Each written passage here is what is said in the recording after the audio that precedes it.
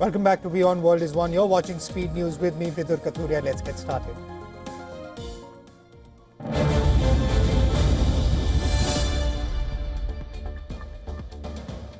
Ukraine says it has reached a common understanding with the US on a 28-point peace plan aimed at ending the war with Russia. American and Ukrainian officials worked on the plan during weekend talks in Geneva, and President Donald Trump said it has been fine-tuned with input from both sides. Trump has directed his special envoy, Steve Witkoff, to meet Russian President Vladimir Putin in Moscow next week. Some major issues, including territorial sentiments, remain unresolved. The Kremlin said Russia has not yet been consulted on the new draft and may reject amendments to the original plan.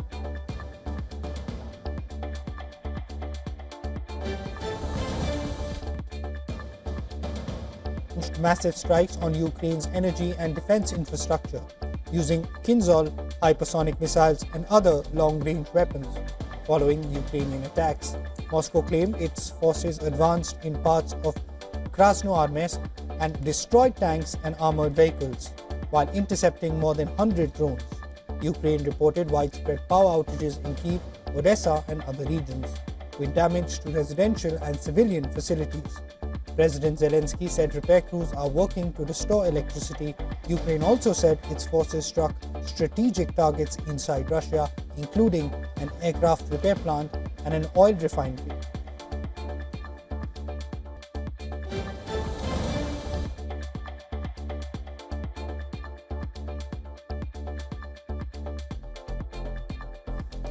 British Prime Minister Keir Starmer told a coalition of the willing that the UK is ready to move with the European Union on a plan to fund Ukraine using the value of frozen Russian assets. Starmer said doing so would send the strongest signal to Vladimir Putin that negotiation, not waiting out the West, is the only path forward. He added that EU teams are working around the clock, with leaders expected to take up the issue in the coming weeks. Meanwhile, Ukraine says it supports the broad framework of a potential peace deal with Russia, but insists key sensitive issues must be resolved in a meeting between President Volodymyr Zelensky and US President Donald Trump. A police-escorted convoy carried what are believed to be the remains of a hostage to Tel Aviv's Forensic Institute, with officers aligning the route in salute. Israel says Palestinian militants handed the remains to the Red Cross, though it's still unclear whether they belong to one of the three hostages still held in Gaza. Israeli Prime Minister Benjamin Netanyahu's office say the remains will undergo forensic testing for identification. It's the latest handover under last month's fragile ceasefire, a truce that is held despite both sides accusing the other of violations.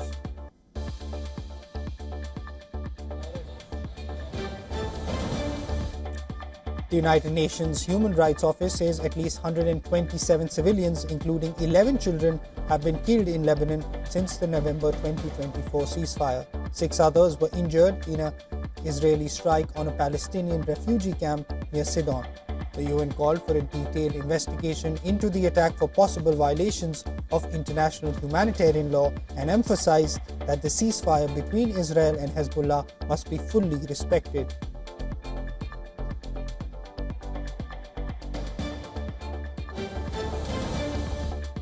US military activity in the Caribbean is escalating tensions with Venezuela, as new footage from Puerto Rico shows aircraft taking off and landing at the former Roosevelt Roads naval base. The deployments include a KC-130J, F-35B fighter jets and an AC-130 gunship. According to US officials, the operations are linked to a new phase of preparations concerning Venezuela. Washington has also increased its regional presence, deploying an aircraft carrier and warships for anti-drug missions. Since September, US forces have conducted about 20 airstrikes on suspected trafficking vessels, with Dominican authorities seizing over 500 kgs of cocaine in joint operations.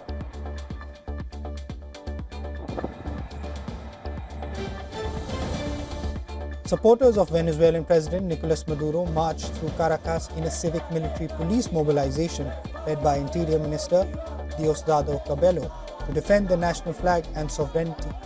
The march follows Washington's designation of Venezuela's Cartel de los Soles as a foreign terrorist organization, with sanctions targeting Maduro and other senior officials. Caracas called the move ridiculous, accusing the US of seeking control over the country's oil and gas. In recent months, the US has stepped up operations against suspected drug trafficking vessels off Venezuela's coast.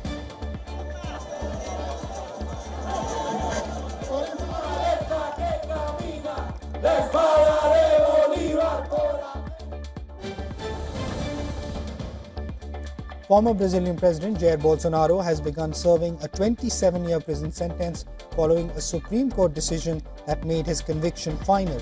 The ruling ends any possibility of further appeals in the case, which centers on allegations that Bolsonaro orchestrated a plot to overturn the 2022 election and block Lula da Silva from taking office. Prosecutors say the plot even included plans for an assassination. Bolsonaro has been ordered to serve his time at federal police headquarters in Brasilia. His lawyer says a new appeal will still be filed. Supporters have gathered outside the facility, while inside, Bolsonaro remains isolated in a 12 square meter room with basic amenities.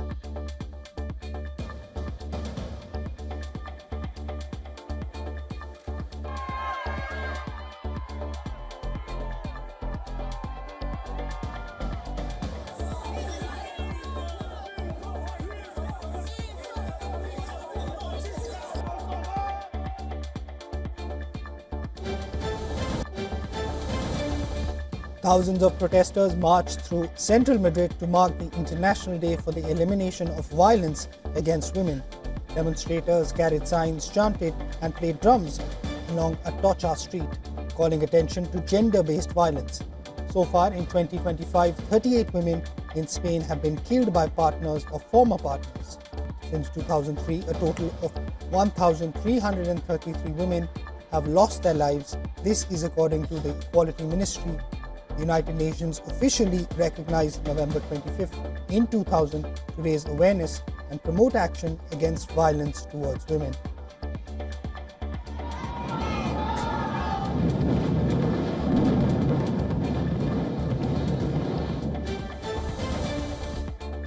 Feminist group Nous Toutes gathered outside the Pantheon in Paris, highlighting the continued rise in femicides and gender-based violence in France.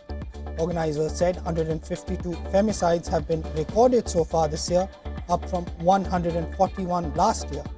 Activists displayed a 20-meter banner listing 1,183 women and girls killed since May 2017 and projected messages onto the Pantheon's facade. A member of the feminist group emphasized that violence against women and children remains pervasive, urging that femicide be formally defined in the French Penal Code, backed by an annual €3 billion budget and accompanied by a parliamentary inquiry into institutional shortcomings.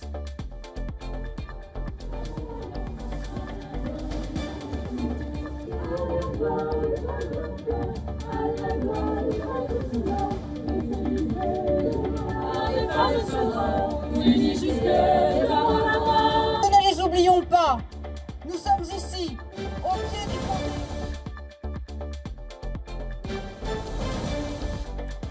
Thousands of protesters gathered in Istanbul to mark the International Day for the Elimination of Violence Against Women, marching along the busy Istiklal Avenue under heavy police presence. Demonstrators chanted the names of victims of gender-based violence. In Turkey, about half of the murders of women remain unsolved, and previous years' marches have often faced heavy-handed policing and multiple arrests. Activists used the demonstration to call for justice and stronger protection for women.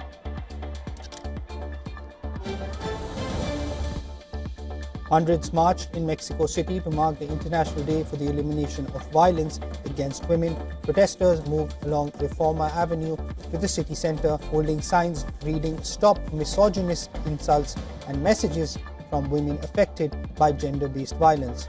Mexico recorded 852 femicides and 3,739 female homicides in 2024.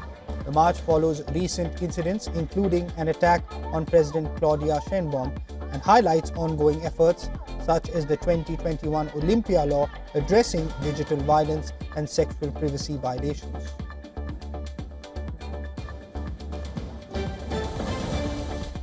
Myanmar's military government has stepped up its crackdown on online scam centers as the multi-billion-dollar criminal network continues operating along the country's borders. Security forces have raided massive compounds, detained workers, and demolished buildings linked to cyber fraud. Authorities say the push responds to international pressure after reports that Myanmar had become a hub for scams, including romance cons and fake investment schemes, generating nearly $40 billion a year. The latest raid has resulted in the detention of over 1,700 foreigners in 6 days.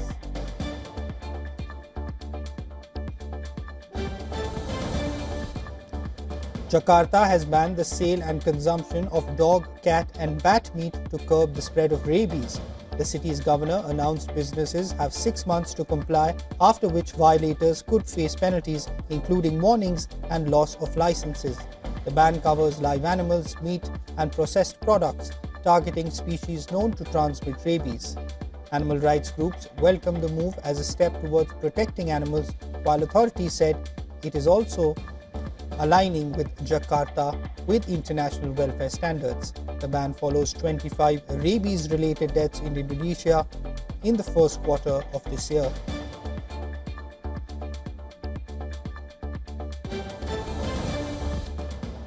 At least 10 people are dead and more than 2,000 residents have been forced from their homes after severe flooding swept through Sibolga in North Sumatra.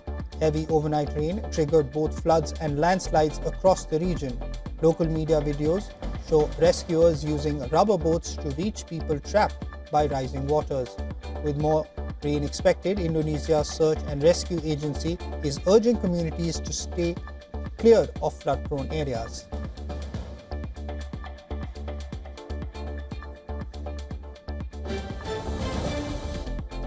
Even though winter officially begins next month, a wintry storm hit the northern US, bringing snow to North Dakota and South Dakota. According to the National Weather Service, by late Tuesday afternoon, some areas reported up to 8 inches of snow. In North Dakota, icy roads and low visibility forced officials to close sections of Interstates 94 and 29 after multiple accidents.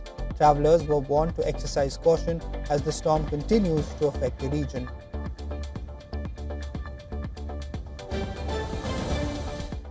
Kilauea volcano has erupted again in Hawaii, with lava fountains reaching about 400 feet. This is according to footage from the US Geological Survey. Ash and smoke were seen billowing into the sky as one of the world's most active volcanoes continued its activity. This marks the 37th eruption of the Kilauea since December 2024. The USGS confirmed all activity is confined to Halemaumau crater within Hawaii Volcanoes National Park, and commercial airports in Hawaii County, including Koa and Ito, remain unaffected.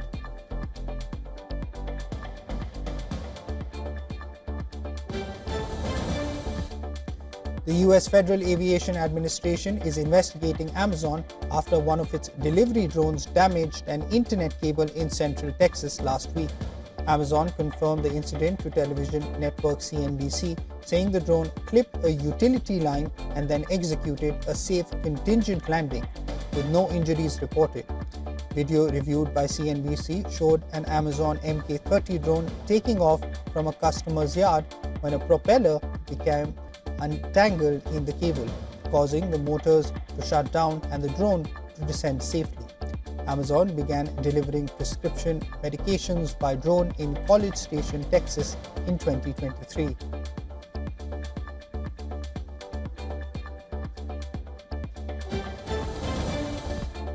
Warner Music Group has settled a copyright infringement case with AI song creation platform Suno, allowing the startup to launch licensed AI models next year. Rival platform Udio has also recently settled a copyright dispute with Warner Music and Universal Music Group, as labels seek to protect artists' work while opening new revenue streams in a rapidly evolving music industry. Under the agreement, Suno will introduce new licensed AI models to replace its current versions in 2026. Singapore police have ordered Apple and Google to block the spoofing of government agencies on their messaging platforms. Under the Online Criminal Harms Act, the Home Affairs Ministry said the order follows scams on iMessage and Google Messages, pretending to be from companies including SingPost, with authorities warning that such messages often appear indistinguishable from legitimate SMS alerts. Under the directive, Apple and Google must stop accounts and group chats from displaying names that spoof govt and other agencies or filter such messages. Both companies have committed to comply and users have been urged to update their apps.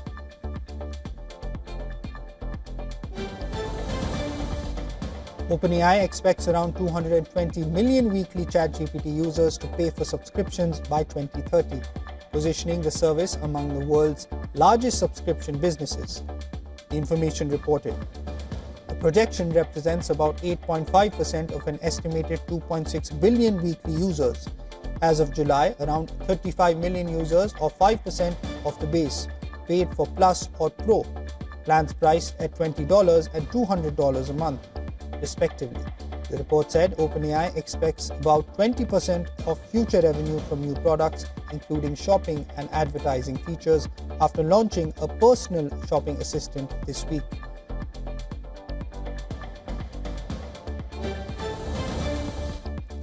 Boeing has secured more than $7 billion in fresh US military contracts, as announced by Pentagon.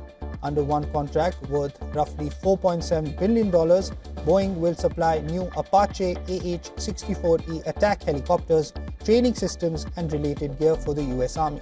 The second bundle, about $2.4 billion, goes to building Lot 12 production aircraft and supporting systems for the US Air Force. These deals reinforce Boeing's role as a major defense supplier, with long-term output and production now locked in across Army and Air Force operations.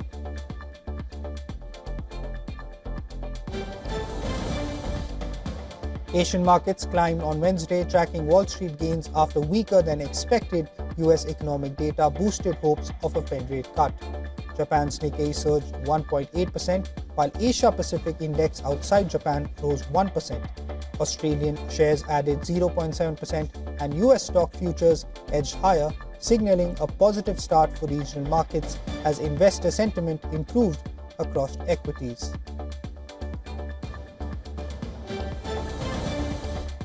Oil prices steadied on Wednesday after sliding on Tuesday as Ukraine indicated readiness to advance a US-backed peace plan, potentially easing Western sanctions on Moscow's energy exports. Brent crude rose 0.3% to $62, recovering from a 5-week low, while European energy prices hovered at their lowest in a year and a half. OPEC Plus is expected to keep output levels unchanged in its upcoming meeting, supporting supply stability in the market.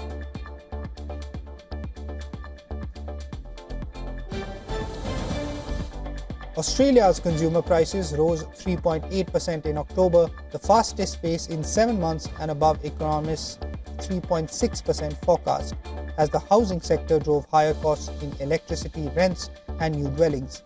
Electricity prices alone surged 37.1% after households exhausted government rebates. Food, recreation, and culture also added to inflation, while the trimmed mean measure climbed to 3.3%. On a monthly basis, headline CPI was flat. Meanwhile, business conditions improved to their highest level since March 2024, supporting the Reserve Bank of Australia's cautious approach to further interest rate cuts.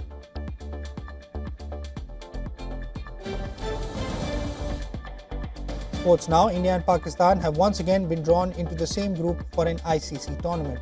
The two teams, who now only meet in multi-team events, are set to face off on February 15 at the 2026 T20 World Cup.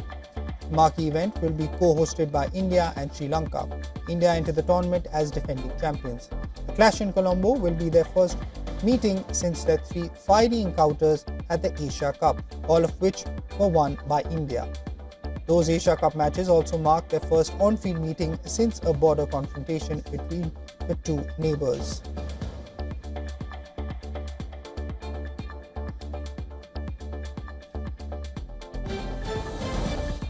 Italian fashion influencer Chiara Ferragni appeared in a Milan court as her fraud trial continues. The case stems from sales of her branded Balocco Pandoro cakes, which authorities say misled consumers into believing they supported the children's hospital. The verdict is expected next year.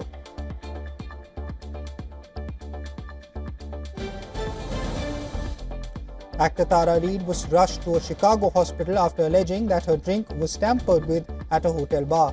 Reid was seen disoriented and slurring as staff and guests helped her to a wheelchair. She was later taken out on a stretcher by paramedics, with a representative confirming she is filing a police report. Witnesses shared multiple videos online showing the incident.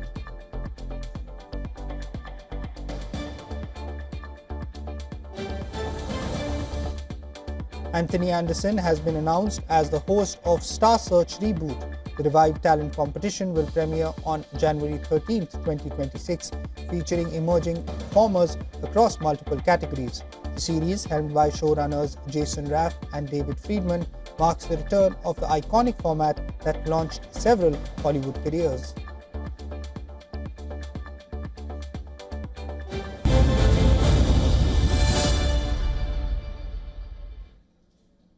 That's it on this edition of Speed News. News and updates will continue on the other side of this short break. Keep watching WION The World.